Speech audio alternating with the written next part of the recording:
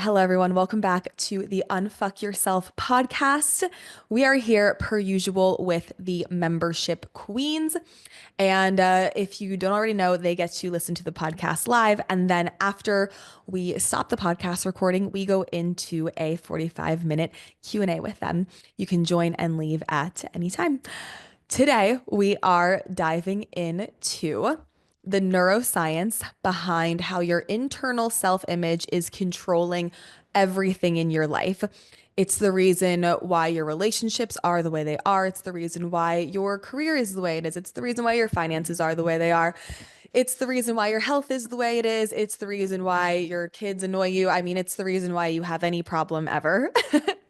Any problem ever, the root cause is either your self-love or your self-image. Now, we have had self-love and self-image explanations, hour-long explanations on podcasts before. So if you have not heard those, we will link those in the show notes. I would listen to those before you listen to this. Those were about around a year ago that we put those out. But this is going to be a prereq podcast episode, like a prereq to the Glow Foundation, that by the time you are hearing this, it is now open. Doors are now open for you to get in there. So in order to get in there, though, this is a must listen, or else what we talk about in there will make no sense, because that is for people who are ready to go advanced. And this is still advanced, what we're going to talk about today. I've never talked about what we're going to talk about today before. I've never explained it in this way, I should say. And even though this is an advanced understanding, this is still the foundation of the foundation of all things that we have to share here about self-image. So just like how we did the neuroscience of what's going on with your physical self-image 2 episodes ago, we'll link that in the show notes too for you. We are now doing the neuroscience of what's going on internally with your self-image, and how your internal self-image is quite literally taking over your life, whether or not you care to admit it or know about it. I always say self-image healing was the healing I never knew I needed. When I started just getting into healing myself and this stuff when I was around 19, I was literally doing it because I was like, oh my gosh, if I heal myself, then I will book all the dance jobs. Then I will be a well-known dancer. And I was kind of like just doing all this to manifest what I wanted. And that's what people forget. People think, like, you may be thinking, self-image and healing is cool and all, but what I really want to do is manifest. What I really want to do is get the new car. What I really want to do is get the big career. What I really want to do is make a lot of money. What I really want to do is get the dream relationship. What I really want to do is have the perfect body. So like self-image is cool, but like I'd rather learn about manifesting. But what if I told you from the perspective of source, self-image is the key and the only key to anything you desire to create in life. Healing your self-image is creating and manifesting those things for yourself. And it's the only way that you can do it from a balanced and aligned place. You can create things like 1 million Instagram followers from a place of your creator field screaming, I need validation, validate me. You can do that, and you can create 1 million people validating you, right? But are you fulfilled and feel whole on the inside, or do you still go to bed every night feeling like shit about yourself? And then do you need another million because that other 1 million just kind of wore off like a drug, right? You took too many of the drugs, and now you need more drugs to get you that high again. Same thing. That 1 million validated you, and that's not enough now anymore. Now you need another 1 million. So you need 2 million total to now get that high. And now you're going to need 3 million total, right? Or now you're going to need more money, or the $10 million you made wasn't enough to make you feel like you were successful enough. So now you need another. Now you need another. Now you need another. And that's the pattern that we can actually break when we heal our self-image from the inside out. I cannot tell you the amount of people I have worked with who have made tens and hundreds of millions of dollars, and who have had all the careers that from a human perspective, you would think, oh my God, they've made it. And I cannot, every single one of them who has found me and come to me absolutely does not have a high self-image without those things. Those things are the reason they feel successful. Those things are the reason they feel good about themselves. Those things are the reason they feel valuable. Those things are what gives them purpose. Those things are what makes them feel fulfilled. But at the end of the day, you have to go to bed at night with yourself.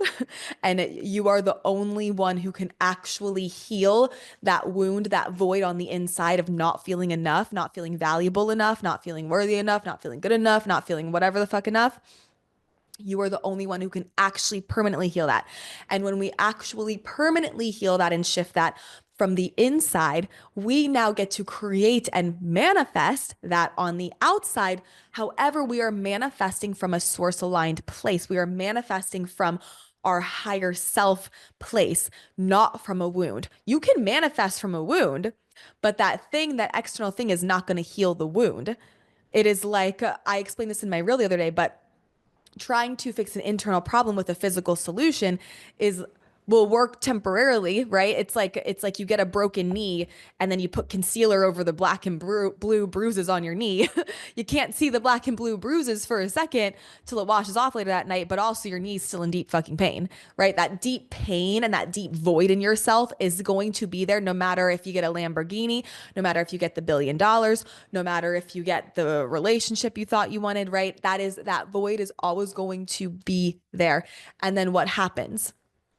It then creates those highs and lows in your life, right? You cannot sustain the finances, you cannot sustain the career because before you know it, eventually it's going to come crashing and crumbling down and you won't have a pull in life anymore. There was a time, even with me, I got so much validation and feeling enough from career.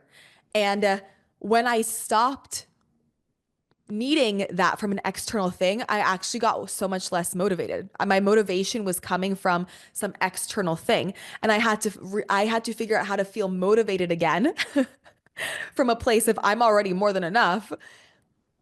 Like now what do I do, right? And I had to find and figure out how to get motivated again. I remember telling COO Sarah, I'm like, "Oh my God, like I feel like I'm already like the most successful person ever and I already feel really good and valuable. So like I need to figure out how to be motivated in my life now because that was my driving motivation for so long. And that's what happens is anyone who has ever come to me who has had the multi,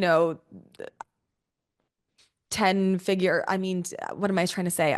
Tens has made like tens of millions of dollars, hundreds of millions of dollars. Like people who've come to me who've done it, made that whatever, or who have the perfect body or whatever it is, they are the most likely to feel so such a void in at their core with their self-image, with not feeling good enough. Because the first thing I always ask them is somebody comes and they take away all that stuff tomorrow. How do you feel about yourself? And the answer is always like, oh my God, I would literally be so lost. So again, you might be thinking self-image healing is cool and all, but what if I really want to manifest? But again, what if I told you that the source perspective is that self-image is the key to anything you desire to create in life? Relationships, dream body, perfect health, incredible career, finances you're proud of, right?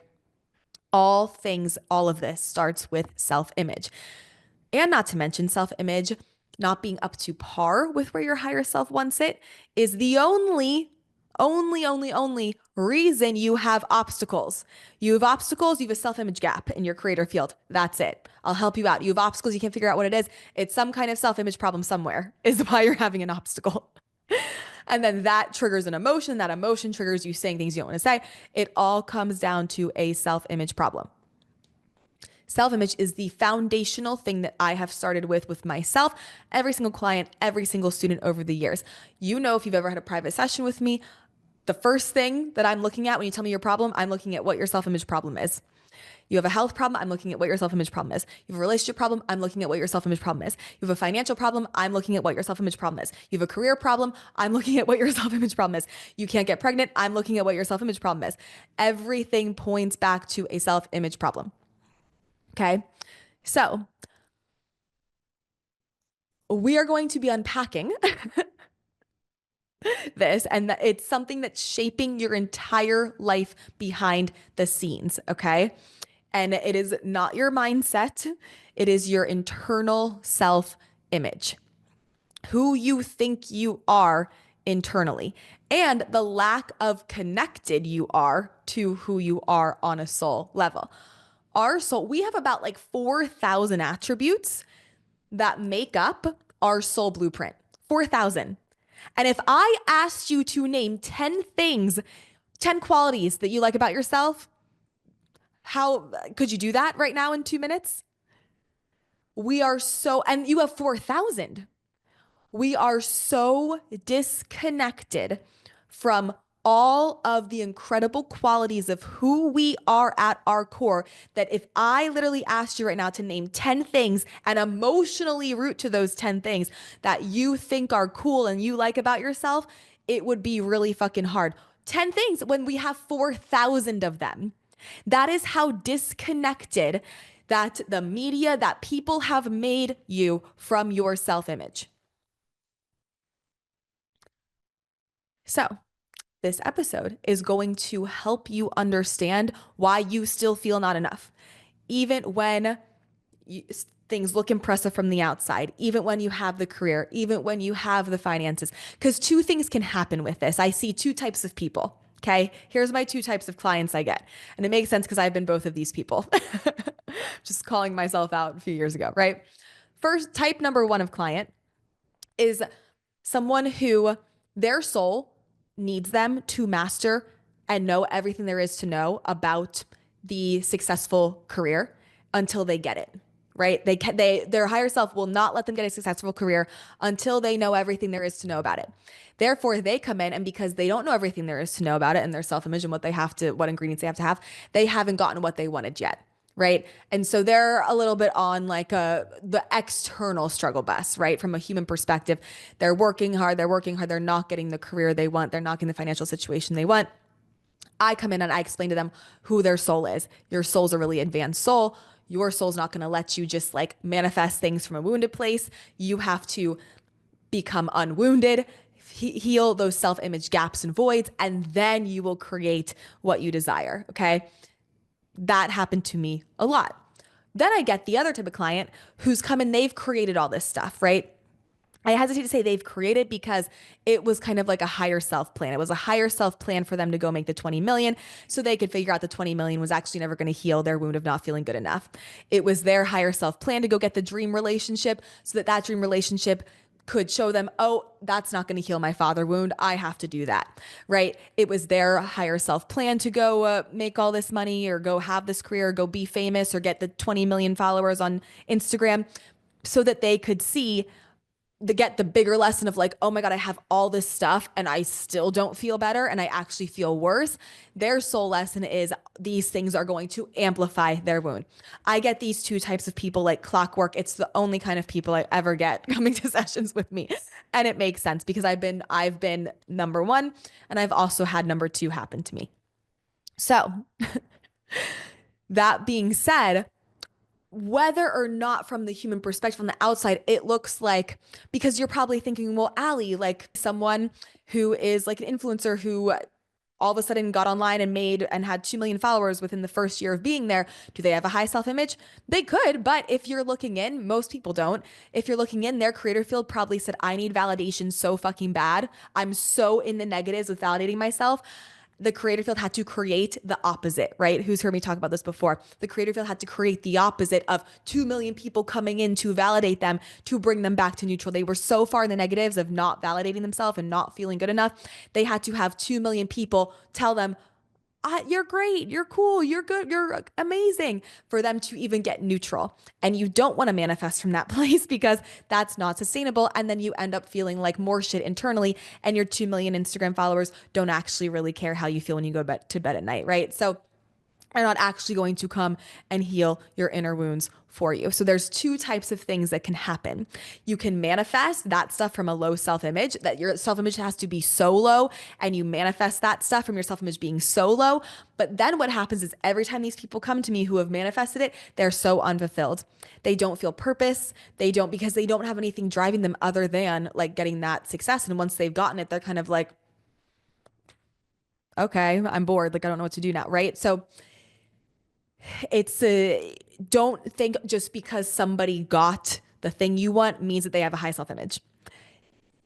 9.9 out of 10 times, unless they understand how this works, they got it from a deep, deep wound and void in their creator field and hole.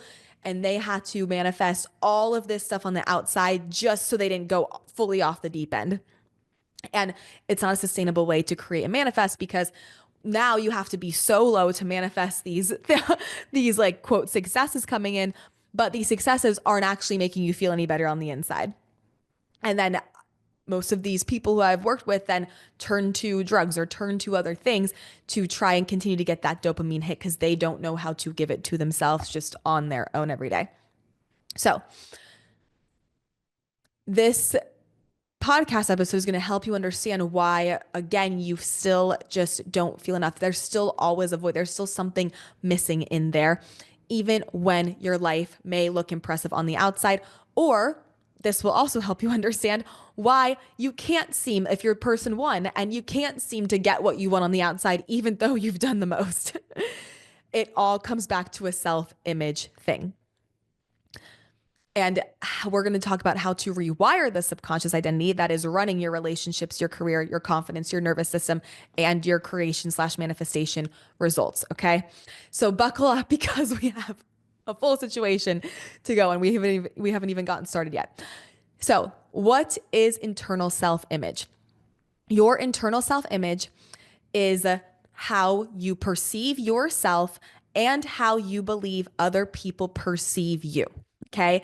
It is the subconscious identity you hold about who you are and about what's possible for you. Not who you are on Instagram, not who your friends think you are, but who you believe yourself to be when you are alone, when you're just totally, there's no mask on. Right? I always like ask yourself like, oh my gosh, if there were a camera on me right now, what would I be doing versus what would I be doing like if there weren't, right? Like you can know like who you feel like you are when you're actually alone. Okay? Your internal self-image determines how you show up, what you allow yourself to receive in life, and what you subconsciously reject, not even realizing it. Okay? This is why two people can have the same talent, same opportunity, but one will expand and go for it and the other one will not, right? Or it's why people with half your talent maybe do more because they just decide to be confident in their half the talent that you have. And you're over here too busy beating yourself up about all the talent that you have. And what happens is you're not actually self-sabotaging. I hate the word that goes around in the spiritual healing community. You're self-sabotaging yourself. No, your brain is literally just on a program, okay? So it's not like I need you to stop like blaming yourself. Obviously, we put our brains on this program, but like you're not just like you can't control that your brain is doing this every day until you have certain tools, which we break down and get inside of the Glow Foundation. But you really can't control that your brain's doing that. Like a mindset shift does not fix this. Okay. So the neuroscience of self-image. Self-image equals a neural loop. Okay. Self-image equals a neural loop.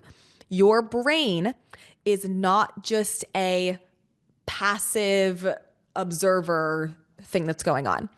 Your brain is a pattern building fucking machine.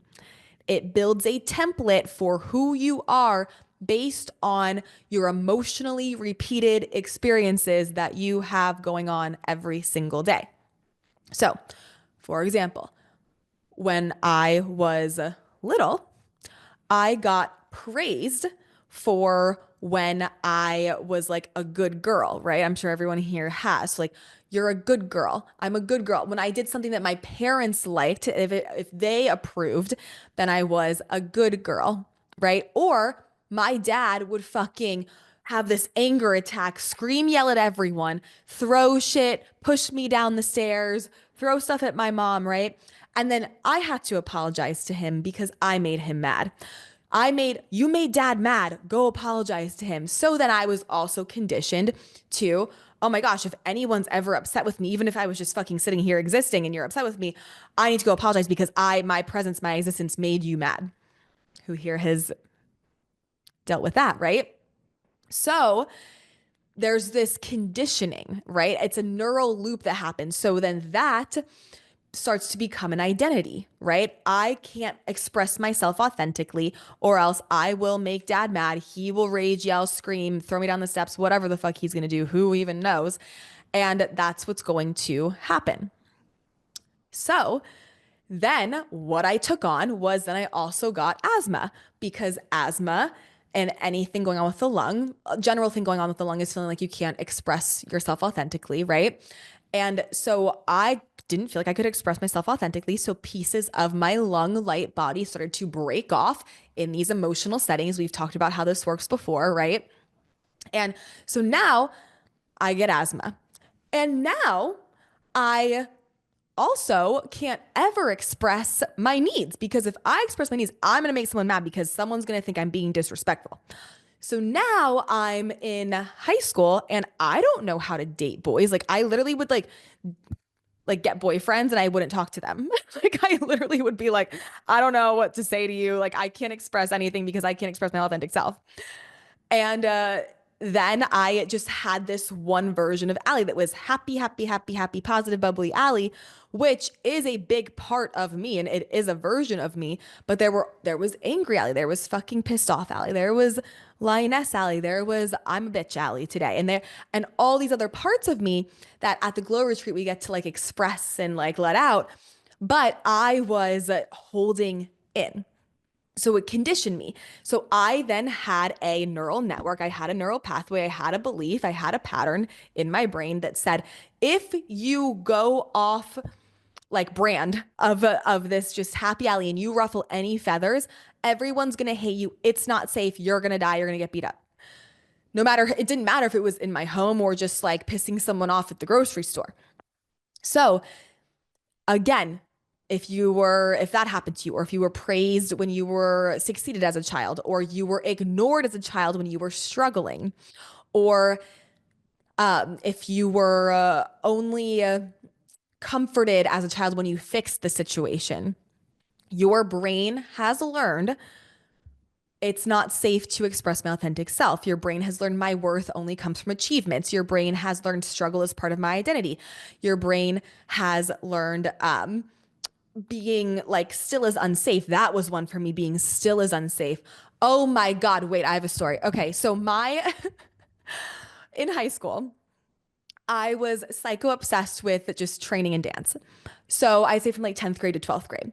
So I would go to school, come home, go to dance class, but I had to work to pay for my dance classes because my, dad was like, I'm not going to pay for dance classes. So I said, okay, I'll figure it out myself. So I had to work at the dance studio and I taught dance and I helped out and I subbed any class I needed to be subbed and I taught my own classes to be able to pay for my own dance classes. And I taught tumbling and cheer and all of that to be able to pay for my own dance classes. And I was constantly working. And in the summer, I was teaching dance camp. I was going to my own dance camp. And then I was babysitting and being a nanny. So I would nanny in the day, then I would go teach dance camp, then I would go to my own dance camp later in the night for when the older kids went. And I had one day off ever. It was Sunday. Sunday was the only day I ever had off. And so you can imagine my body was exhausted. Not only was I teaching dance for 5 hours a day, I was also training a dance for 5 hours a day, along with getting up at like 6 a.m. to nanny. And I would go from one to the next to the next. And so Sunday, of course, your girl's body is exhausted. I'm going to rest. Well, I'm resting. And I remember it was like super hot in the summer. I'm like laying, my parents live in a townhouse. I was like laying on the brown, like big, fluffy couch thing at their house. It's like really actually super, it's like a rock. It's actually the most uncomfortable thing ever. But I'm laying there and I hear my dad like open the door. The freaking glass door there is so loud. You know how like it squeaks when you open it. And I hear him coming in his like loud fucking footsteps walking in. And I just already tense up because like my dad's in my house. So he comes in and he's like, yo, wow, like, what are you doing? Why are you laying around? Money doesn't grow off fucking trees. And he saw me laying around for the one day that I had to actually rest and relax and lay around. And What he did was he called up his Italian friend at the restaurant that he owns. That was about 10 minutes from where we lived. Called, I think it was called Bella's or no, Giuliano's. Giuliano's. And he's like, hey, my daughter's not doing anything right now. She needs a job. So he makes me go work at his friend's restaurant and get paid. I'm not kidding you, $5 an hour to be a host, $5 an hour. When I was making 40, 50, $60 an hour teaching dance and 20 bucks an hour nannying and babysitting, he makes me go take a $5 an hour job at his friend's restaurant on a Sunday. So I literally have to get up, go to his friend, or else because at this point I'm like, I'm gonna get beat up if I don't like listen. So I have to get up, go to his friend's restaurant, and go work for $5 an hour on my only day to rest when I know, even at that time, I'm like, I can make $60 an hour teaching a private. Like, what the fuck? What am I doing? And I would make $20 to be there for 5 hours or four, I'm sorry, yeah, 5 hours.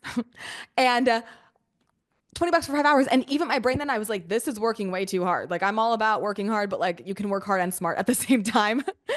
If I know that I can make more, why am I doing this? And so it trained my self image to literally be like, if you rest, if you stop, it is not safe and you will literally die. Like you won't be okay. You won't make the money you need to make. You won't be successful if you rest. And so that was literally, I mean, I'm still deprogramming this fucking one. I mean, when I go to a massage, I have about 10 minutes of anxiety before I can relax. Like it's way better than it ever was. But to this day, it's still in my nervous system, even though I logically know like that's not true. It's still in my nervous system. So the first 10 minutes of anything where I'm laying still, I'm literally working through like a fucking panic attack. And then I can get really relaxed after I can like fall asleep, which is a new development, which is great. But there's still like this 10 minutes of like, oh my God, like I can't be sitting still. I need to be doing something in order to like create success. And that's a self-image problem, right? So I see a lot of comments coming in. We can relate.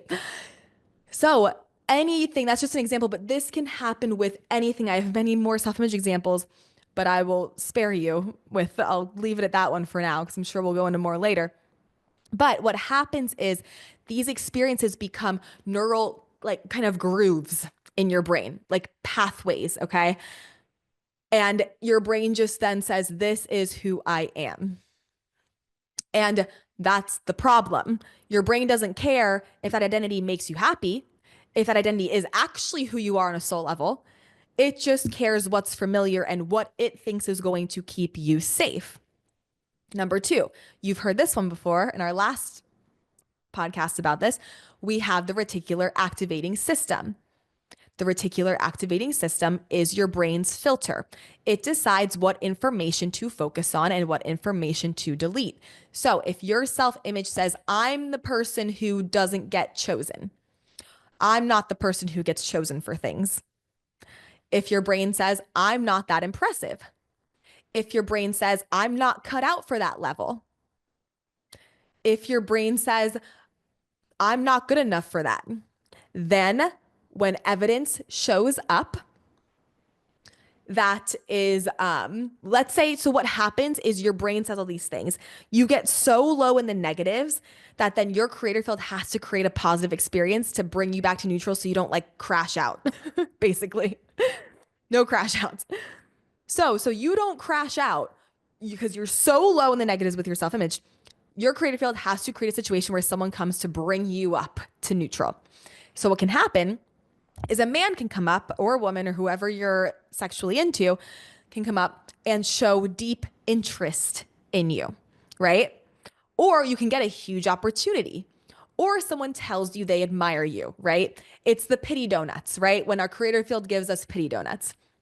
Well, because you don't believe it, your reticular activating system goes, no, that's not relevant. And you make up excuses as to like why that's actually happening. And it filters out any kind of compliment, success, opportunity. It just filters it out like it was nothing. This is why it feels like your wins like don't stick, or why you still feel behind even when you're doing amazing, or when you can't feel anything when you have success, right? Your brain literally blocks new data because it threatens your old identity. The ego does not like to be threatened, right? So, but then another angle of this is your creator field is done giving you pity donuts. So you're so what happens is you're so in the negatives. And now, because you're so in the negatives of I'm not the person who gets chosen, well, now when it comes to you and someone else of someone to buy from, like let's say you have a business, it's they're thinking, do I want to buy from you or do I want to buy from Shelly? And they're like, well, I'm going to go with Shelly just because they feel more drawn to Shelly. Why do they feel more drawn to Shelly? Because your creator field has a script and the script says, I'm not the person who gets chosen. And if you're just hearing me for the first time, the creator field is one big concoction of our beliefs, our thoughts, and our physical actions, what we believe to be true.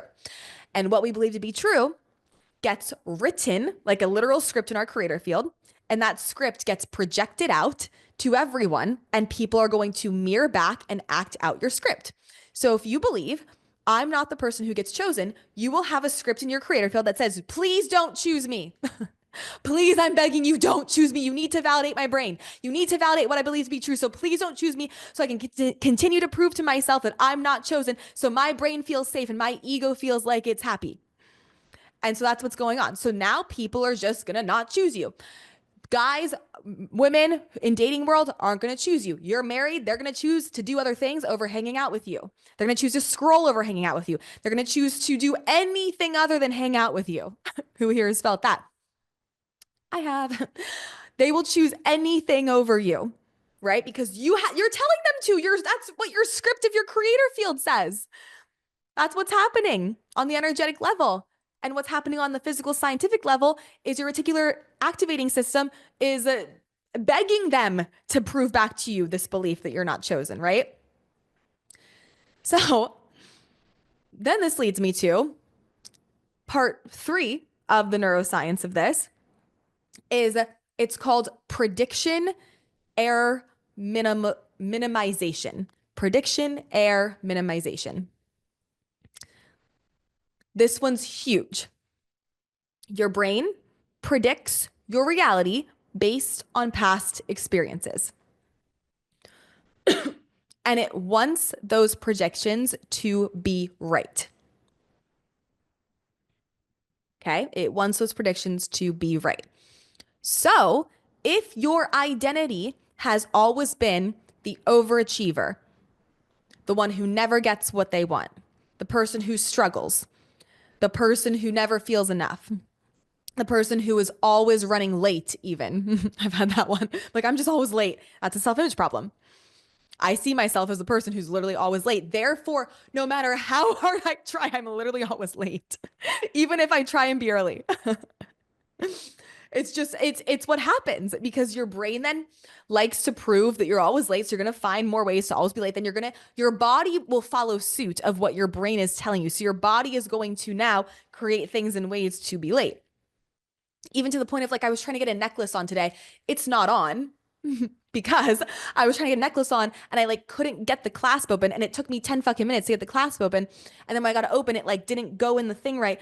And then, therefore I was like running behind and I said, fuck this necklace. I can't even be bothered right now anymore. Your body will follow suit. Like, I believe I'm always late. My body can't fucking unclasp the necklace like it does normally within 5 seconds. It took 10 minutes because I knew I was running late. So my physical body followed suit. It's just literally what happens. So if your identity as something little and as funny as being late to something as big and as like all consuming as I never get what I want in life, or I'm not valuable enough, or I'm not worthy enough, or I'm not good enough, or I just always have to struggle, or something's just always like no one ever understands me. It could be a small thing to a big thing. Your brain will minimize anything that contradicts that identity. So, being early, having peace in your inner world, right? Being celebrated, feeling like you got the things you wanted.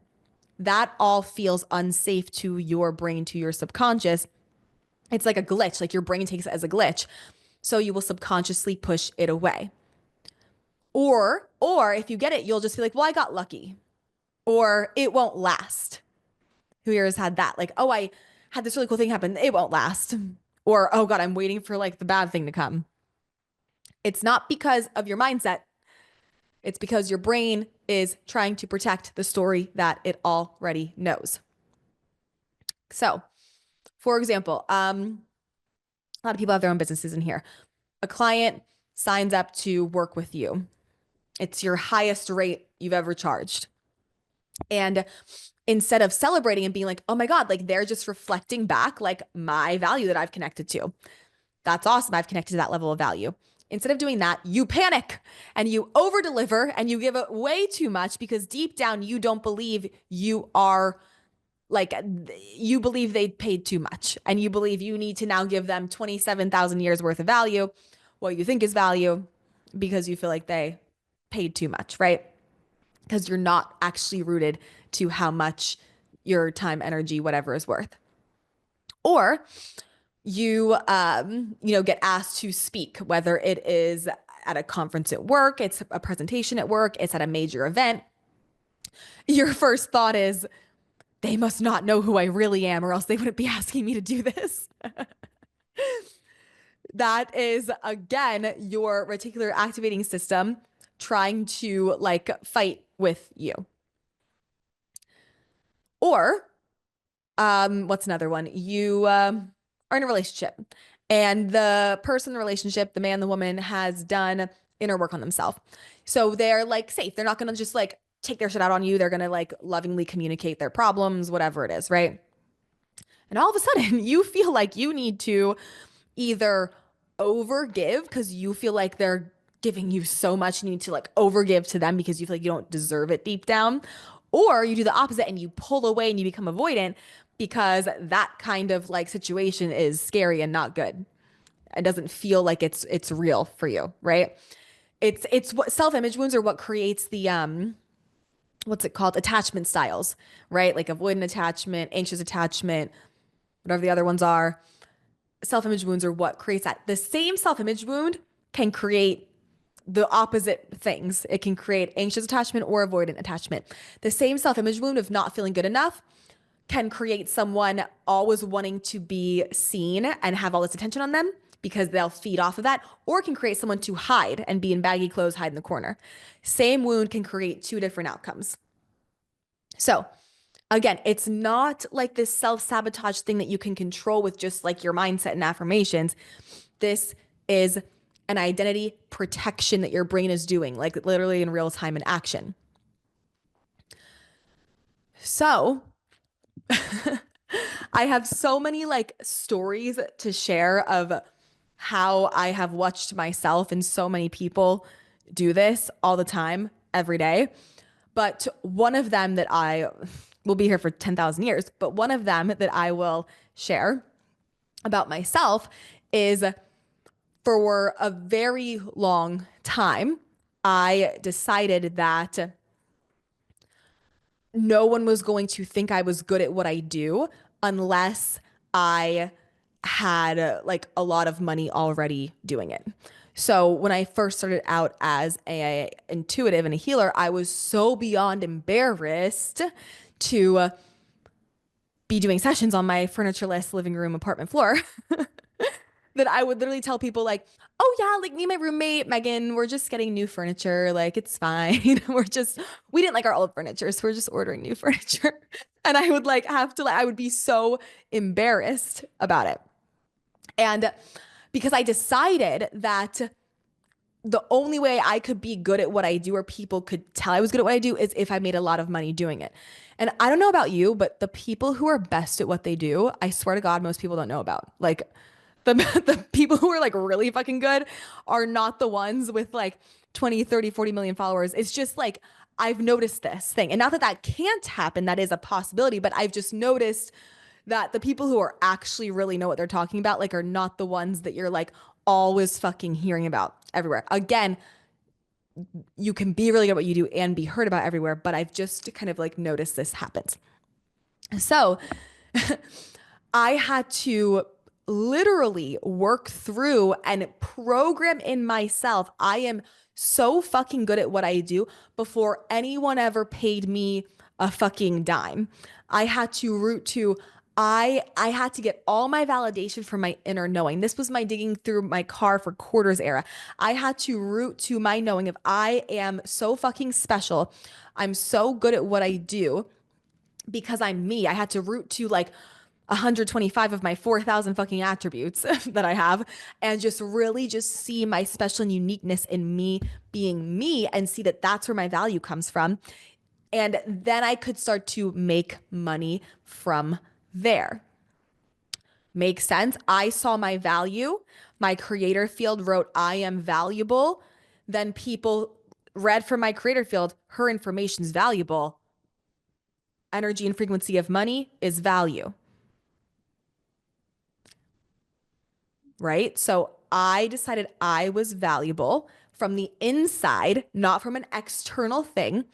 My creator field then had a script going, I am valuable. People then saw me. They didn't have to know exactly what I did. They just saw, I've got to work with this girl. What she has to say is valuable. Oh my gosh, it's worth money. Energy and frequency of money is value. I wrote a new program in my creator field.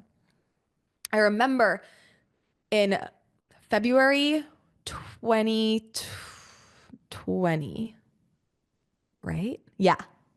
Yeah. February 2020, I discovered ingredients. And I was like, oh my God. Now I was already doing self-image healing before this, but I discovered a new thing that was ingredients. And I was like, wait a minute. I can plug in certain ingredients and I can get certain things. And I started with the most basic ingredients. One of them was financial abundance.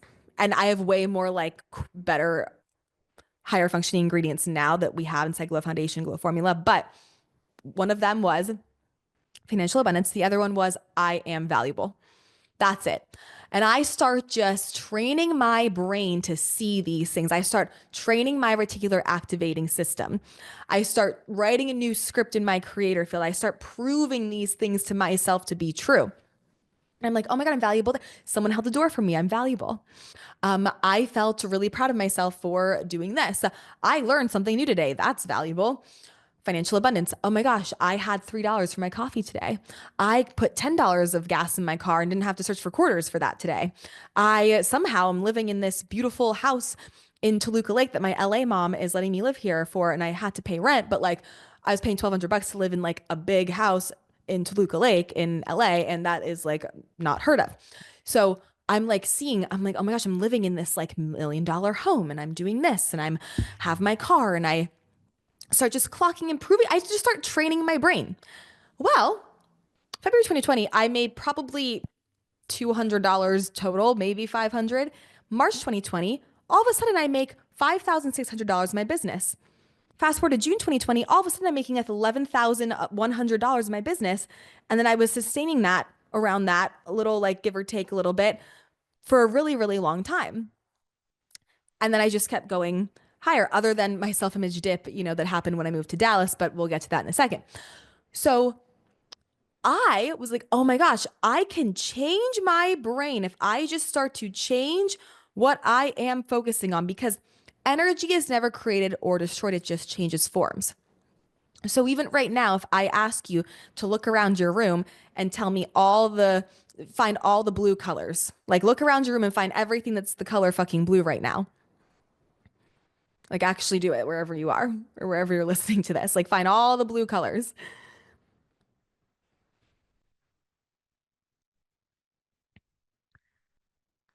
Okay, great. Now what did you notice that was yellow? You didn't fucking notice yellow because you were looking for blue. But yellow's still around. It doesn't mean yellow went the fuck away. You were looking for blue. Blue is your limiting beliefs. Yellow is your expansive beliefs, right? Yellow is there. Yellow didn't just go away. You just didn't see because you weren't fucking looking for yellow. So that's my point. I decided to stop seeing all of these things as I'm not making money. That means I'm not valuable. I don't have a G-Wagon. That means I suck. I don't have 1 million followers. That means I'm not good at what I do. That is all trying to solve an internal problem with an external solution.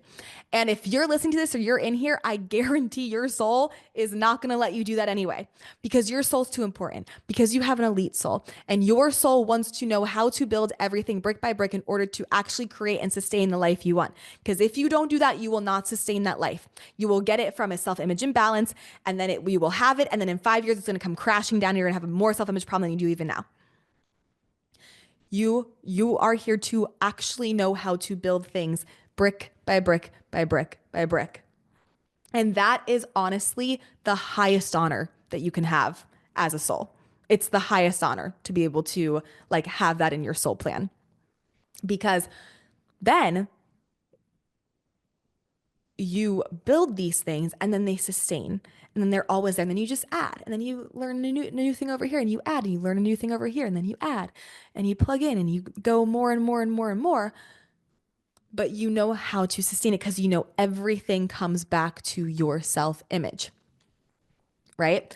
And there's self image ingredients that I've gotten so specific now that they target the most specific things that you just doing them a little bit of time changes everything. I got about like 15 to 18 self-image. We're going to learn them in Glow Foundation. Some of them.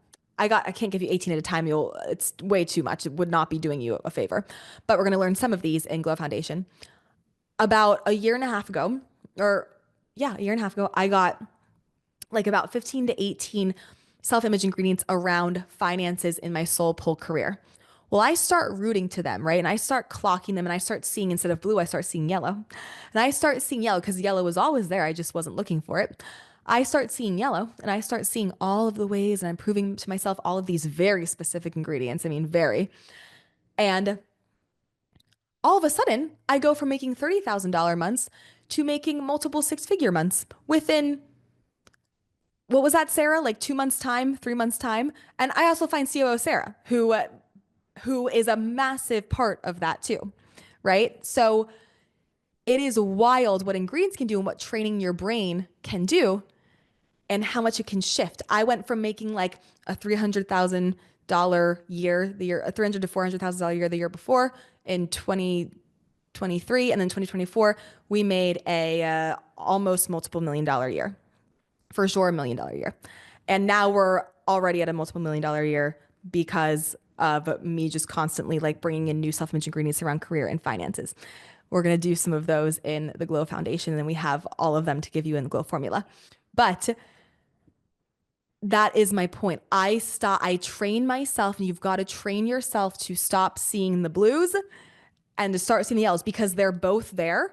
They're both there. But which one are you going to like train your brain to see and hone in on? And another thing is I have trained myself. Now, I'm not saying I'm like, perfect at this, but I have trained myself to not beat myself up about anything. So if I like make a perceived mistake or if I like do something like, oh, I wish I didn't do it that way or whatever, instantly I'm going, how is this perfect? How is this helping me get what I want? Because it is. Because we don't grow or get better from just like being perfect or not making mistakes. Each time you have something you're like, oh, I didn't like that or I didn't like how that went, you're just going, oh, this is perfect. It's just giving me new tools. If I don't have a launch go the way I want it to go, I didn't do something, I missed something. And it's not about beating myself up. It's about going, oh my gosh, I'm getting an incredible opportunity to add in more tools, which is more ingredients, more physical actions, different marketing here, different this here. And now I'm becoming the best fucking entrepreneur because I am getting to like add in new things. But if something just went my way, I wouldn't be motivated to learn new things. Therefore, I wouldn't be the best that I could be. So you've got to, everything is self-image. Like you've got to train yourself to do these things with your brain. So how do you change it? Let's talk about a few like foundational things and neuroscience backed methods that we can use to start to rewire our identity. So we do have to, number one, create emotional safety around worthiness. And I hate even using the word worthiness because you hear it fucking all the time. And I hate using words you hear all the time. But for lack of a better word, worthiness or feeling good enough, right? You have to create emotional safety around feeling good enough because your identity won't change if it feels unsafe to be enough. So you have to teach yourself that it is safe to be supported, loved, get things you want, whatever it is. Number two is that you have to use it's called like you got to use identity language, okay? So for example, if I were to be like I'm trying to be a person who is always on time, that doesn't work because trying and like you're just always gonna be trying, right? I have to start to clock and prove to myself that I have been on time, that I am on time. So I've got to start to find all the little ways that I am on time. Like I was on time here, I was on time here. I got here early, I was on time here early. And I'm starting to prove to myself all the ways. Therefore, my brain and body will then follow. But if I'm trying to be on time, like that's not going to fucking work. Because if you're doing, I'm trying to be on time, you're reinforcing an old identity, right? Because if you're saying I'm trying, like you're still saying I'm not on time. But if you're going, I am a person who is on time, here's why, proof, proof, proof. I was on time here, I was on time here, I was on time here, I was on time here. Well, then I'm now creating a new belief, and eventually I will be on time everywhere, right? Unless like it's a divine protection and I'm not supposed to be. So it's about training your brain. As you train your brain, you rewrite your creator field. All a belief is a repetitive thought you have over and over and over again. You change your thoughts, so you change from focusing on the blues to focusing on the yellows. It starts to rebuild a new neural pathway. The old neural pathway starts to suffocate. The new neural pathway starts to get bigger and bigger and bigger the more you focus on the yellows, on the more empowering things. And now you have a belief. Now, after a belief, it starts to become a knowing. And how belief becomes a knowing is when belief is mixed with action. So now you're starting to take physical action. And I have a belief, now you're taking physical action as if you are this person, and now it becomes a knowing, and now it's just your identity. It becomes a non-declarative thing about you. Non-declarative means that's just now how your brain is wired. I had to train myself and train my brain to praise myself like a literal 5-year-old. I had to treat myself like a 5-year-old for a very long time. I had to force it. I had to every time. The only way to create a new habit is to attach it to something you already do. So after I would like go to the bathroom, I'd wash my hands. I would look at myself in the mirror every time after I went to the bathroom, and I would praise myself and like really make myself feel it for like 2 minutes. And for years, for like 3 years, I had to intentionally work at this. Well, now my brain is just wired that way. It's called neuroplasticity. You can change your brain with focus and locking in on it, but you can change it. So now it's a non declarative memory, which means that's literally just how my brain works and functions now. And when I do have thoughts, I'm not identifying with them. Like we're always going to have thoughts, we're always going to have reflections. That's how we grow. But I'm not like making it mean something about me. It's like my thoughts over here and I'm over here. My thoughts like on the left and I'm on the right. Like I'm watching it happen versus making it actually mean something about me. You know what I mean? Like I'm just like what I'm like, huh, that's weird. That's interesting. I'm having that thought. Like, why, first of all? And then like where's it coming from? What's the reflection? Then let's reprogram that. But I'm not like making that thought mean that's who I am in my identity. And that's where you can start to be able to get your brain to. And that leads me to we have to anchor that identity, right? Through like repetition, repetition, repetition. It's not enough to just say, I'm worthy or I'm valuable or I'm beautiful, right? You need to feel experiences of being more than enough, right?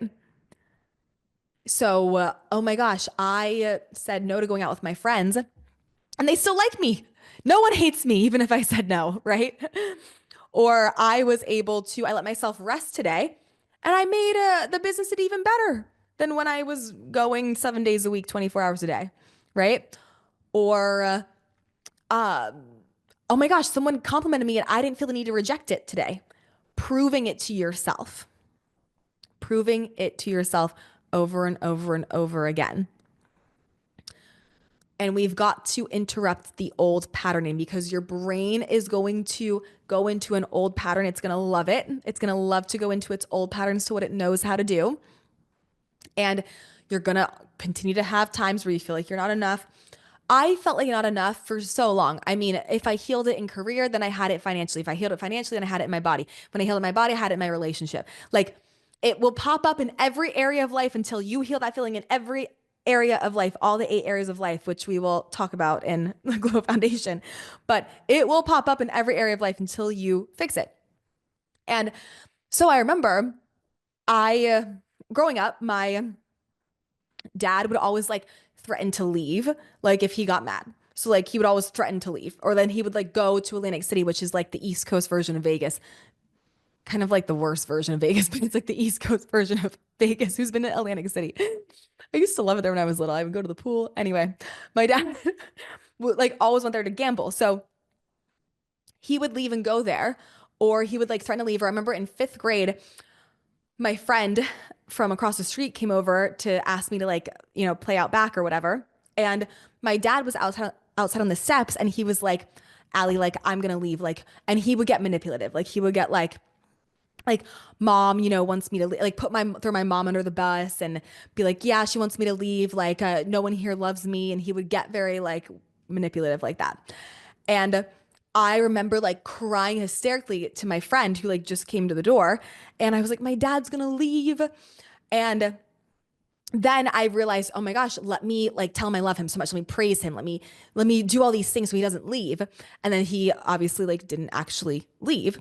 So then I decided, oh my God, okay, if I'm not enough because he was gonna leave, but if I'm like over giving, then he won't leave. So then that leads to then like relationships. And it would even show up in my relationship with Justin early on. Like we had like a lot of reflections with each other early on, like on our 2nd year of our relationship. So it really came up then. And he would get like avoidant. And then I would get like, oh my God, let me like be really nice to him and like just ignore all the things, all the mean things he just said. And like, let me just be overly nice so he doesn't leave. And it was this thing going, I'm not enough, just me being me, or like what I bring to the table, just Allie being Allie. I have to overgive so he doesn't leave. And then what was funny was then the tables flipped because I started to go, fuck this. I'm done feeling this way. Like, I don't want anyone else to have the power over me. So I started going, okay, I had an ingredient and I'm going to teach it in the Glow Foundation. It's so good for relationships and like feeling like, it will make the person like be in a healthy way, like I don't want to say obsessed because that sounds unhealthy, but like they will want to be around you. They will want to commit to you. They will want to like do anything for you, basically.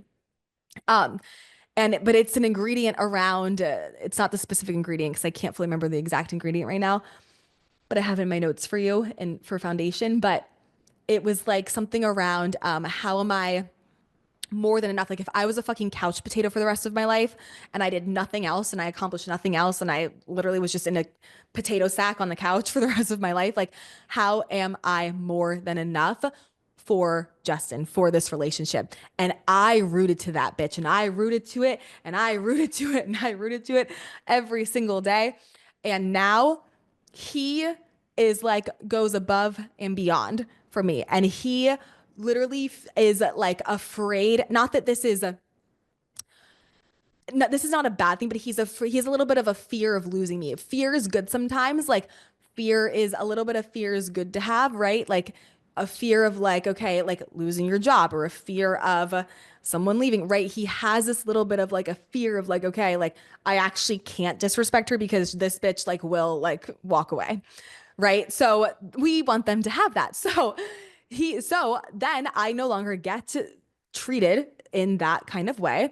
And I get a proposal in Hawaii on a mountaintop with a beach in the background with these big ass letters and doves and a full fucking situation in a private dinner with a private chef afterwards overlooking the beach and a big ass ring that I asked for and that I like.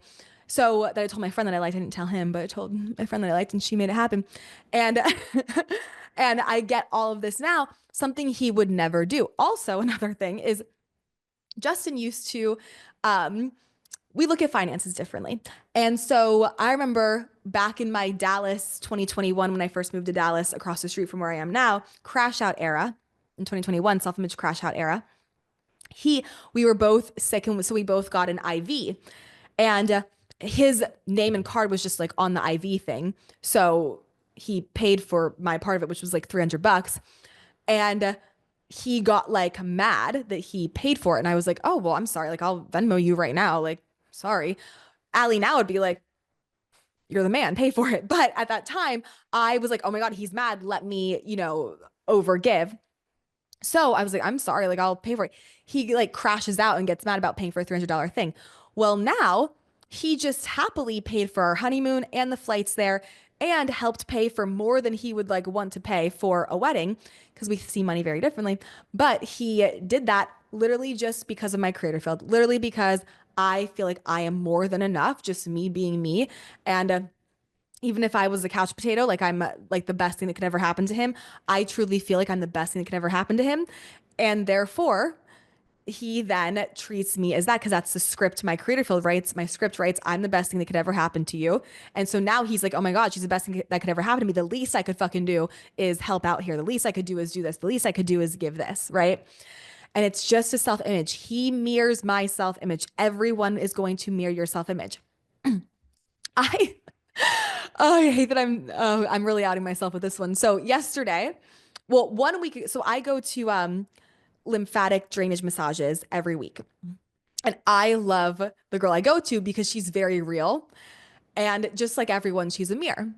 And I fucking love her. Like I would recommend her to anyone who is in Dallas. She's so good. And I love talking to her and she's really good at what she does and she's awesome. She totally, as anyone does, mirrors back my thoughts. So last week I was feeling snatched. I was like, I'm so skinny. Like I'm so ready for my wedding. I'm snatched. We're ready to go. And she goes, oh my gosh, like you've lost weight. And I'm like, oh my God, thank you. This past week, I'm in my luteal phase. I'm feeling you know, how we get in our luteal phase. And I like my body dysmorphia was dysmorphing a little bit. And yesterday she says to me, this is not her, she's just repeating my thoughts. She goes, she's like, yeah, like last week you were skinnier than this week. And she just repeats my thoughts back to me. And so it's not her, like she's just, it is nothing. I love her. This has nothing to do with her. She is literally repeating my thoughts. So I'm like, I'm like, yeah, that makes sense. You're saying that. Like, I'm not mad at all because I'm like, literally, that makes complete sense. You're saying that because I had that exact same thought literally 5 minutes ago. So people are not going to, unfortunately, see you for who you are at your core unless you see you for who you are at your core. It's just what's going to happen, unfortunately. And fortunately, because you get to raise your self image in the process. People are not going, you want so bad for people to see who you are at your core. You have to see who you are at your core. It's the only way. You want so bad for people to like validate you and compliment you. You have to validate you and compliment you. Whatever you are craving from someone or something else, you've got to give to yourself. And there's a whole process of how we do this and how we train the brain that you will find in Glow Formula and Glow Foundation. But we need to first understand this topic first. You got to understand this before you even get to that level of Glow Foundation, if you're ready for that level.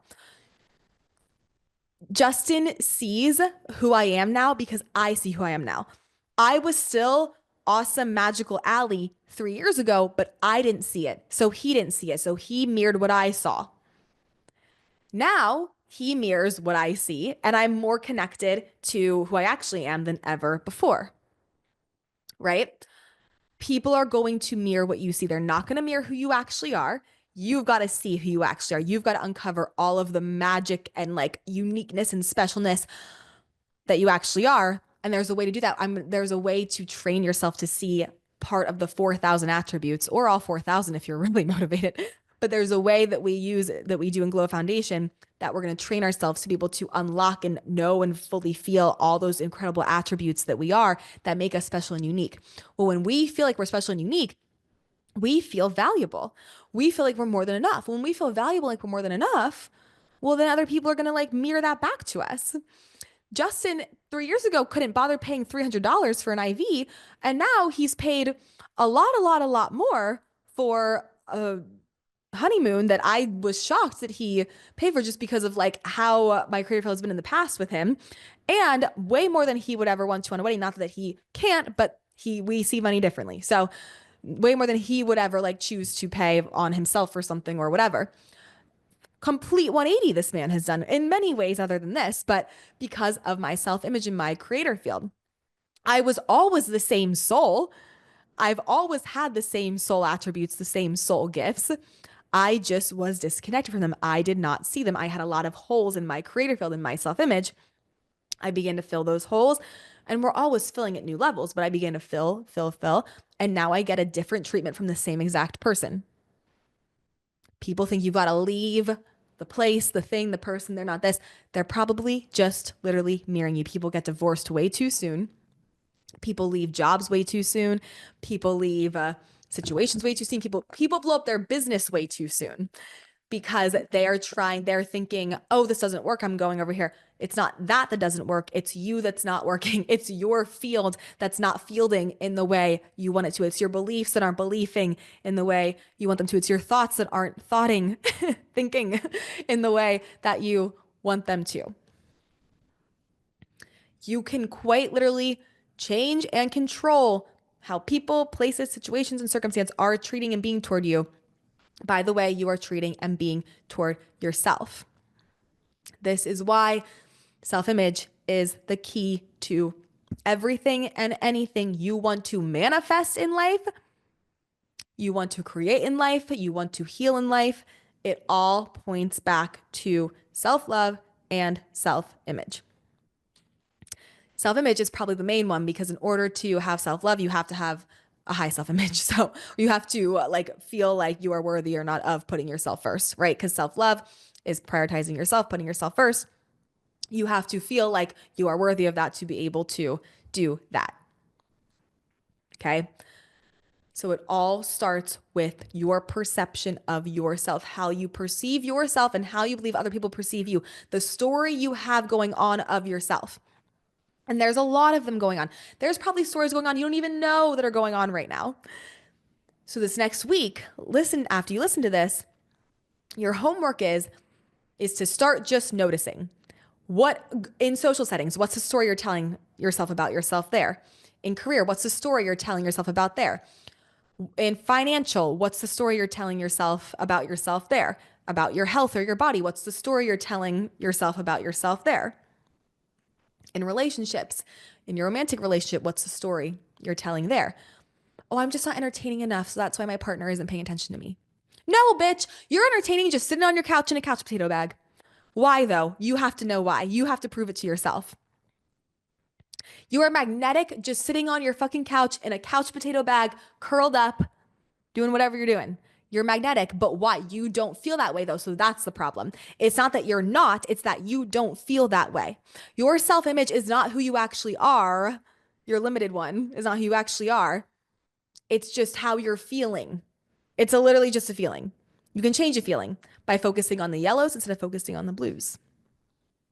By focusing on all the things that law of focus, simple law, we talk about all the time, by just bringing in all the reasons, because energy is not created or destroyed. It just changes forms.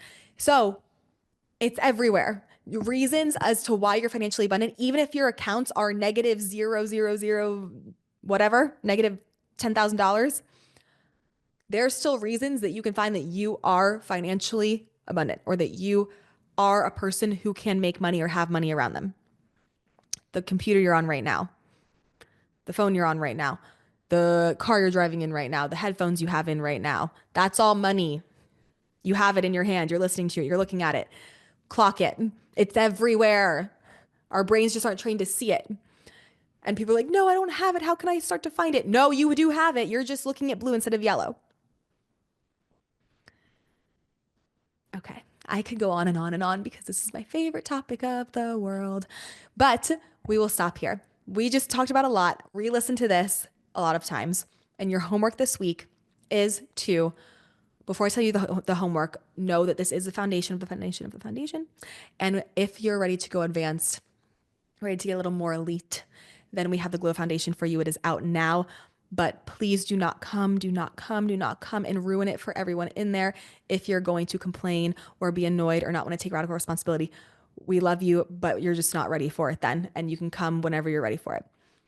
Now, your homework is notice what are the stories you're telling yourself in all these 8 areas of life. If you're wondering the 8 areas, we go over that in the foundation. What are the stories you are telling yourself in all about yourself in all these areas of life? We've got to notice them because right now, if I look at intuitively, like most people are only really aware like of 3% of their stories that they're telling themselves subconsciously. So there's a lot of stories you're telling yourself that you don't even realize or that you just think is like normal or how you are. And that's a big problem. You've just decided that you don't get the validation you want. You just decided that you don't get to make what you want to make. You just decided that the career isn't going to work for you. You've just decided that your husband just isn't going to pay attention to you. No, we can redecide. We can control our whole reality from our creator field because it writes the script of how people are being. We can move and change matter with using our thoughts. We change our thoughts, we change our beliefs, we change our creator field, we change our reality. So just start to take note of where you are doing this. And you're going to be shocked when you actually start to pay attention to your brain and how it's thinking and making up all these random fucking stories. It is wild. Even I, again, am balls deep in this fucking work for the past 10 years. Every day I still find myself making up stories at new levels. And you hit one level, you make it like a video game. You make it past level 1. Now you're in level 2. So let's say you get to level 10 of level 1. Well, now you get to level 2. Now you're back at level 1 of level 2, right? So you get all the way up, you get all these things, you're at level 10 of level 1. Well, now in the video game, you get sent to level 2 and it gets harder. And now you're back down at level 1 of level 2 and you got to get back to level 10. You get to level 10 of level 2, you go to level 3, but you're at level 1 of level 3 and it gets even harder. So every day to this day, and I've been, again, balls deep in self-image healing for 10 years, I still find stories that I'm making up about myself all the time. I guarantee there are stories you're making up about yourself that you haven't even noticed that you're making them up because you just think it's normal. You just think that's who you are. You just think that's your identity, but it's not. Your soul is perfect. It designed you perfectly. Your soul chose every single attribute about you on purpose for a purpose. And you are literally perfect. It's just your perception that is out of alignment. We've got to train your brain to get yourself back in perception with the truth of who your soul actually is. It's going to change your creator field. It's going to change what you're creating in life. It's going to change how people are treating you, what's good, what gets to go on, the kind of successes you have, all of that. Okay. Thank you for coming to my TED Talk. I could go on and on. We'll stop here. We have more of these prerequisite podcast episodes coming to listen to before you even get inside the Glow Foundation and know everything that's going on in there. I will see you in the next episode. And now we are going to get with the membership queens and do a little Q&A with them. Okay, bye.